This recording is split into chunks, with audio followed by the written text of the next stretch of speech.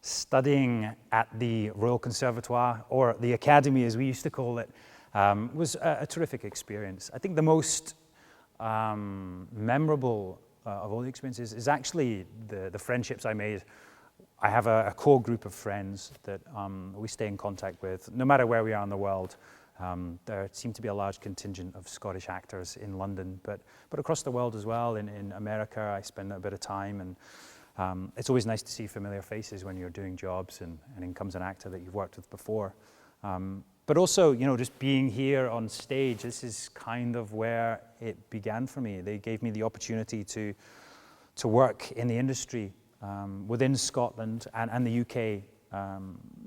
The RCS were very aware of what was going on, and we got to build great relationships with people that were in the industry, from theatre companies to directors to casting agents and agents as well.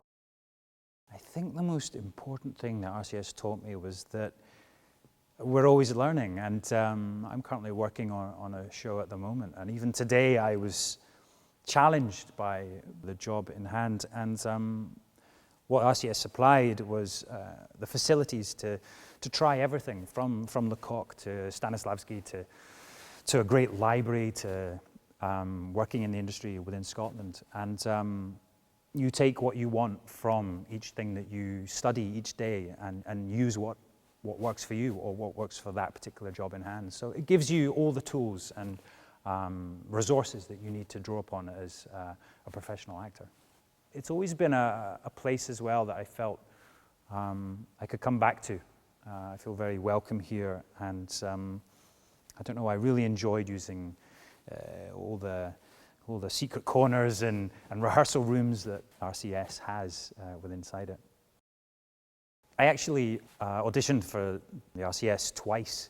First time I kind of missed the audition process, but they very kindly, because I hounded them, gave me a sort of last-minute audition.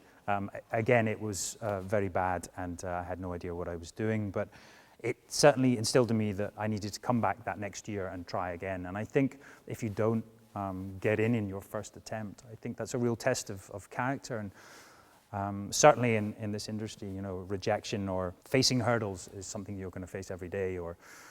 So you really need to learn to sort of take on board criticism, productive criticism, and work with that. And so yes, it instilled in me this ability or this work ethic that I needed to come back better and learn more about my craft. So I came back the second time, determined I was going to get in, and it was, you know, it was of course nerve-wracking. You're getting up in front of people that you've never met before, and I think there were several rounds of auditions. But for me, the part that was really rewarding was actually that there were other people going through the same situation, but actually ex-students or students from years above that were there running the day, and you could talk to them, and they made you feel very comfortable, and they'd obviously been through the same process that you're going through. So it's not as scary as it might feel at first, and certainly everyone wants you to do the best you can. So no one wants you to fail. So yeah, it was a really rewarding experience. And then of course when I got offered the place, it was just sheer elation from my part. I'd get as much experience as you can. If you're considering going to drama school, go visit as many as possible. Come to RCS, see the great facilities and the great teaching staff. Know about the industry you're looking to get into, and try. You know, audition for all these places and see what feels right. And if you're lucky, like me, you know, you'll just feel a sense of belonging in a certain place. And certainly for myself, that was you know, the beginning, and enjoy it.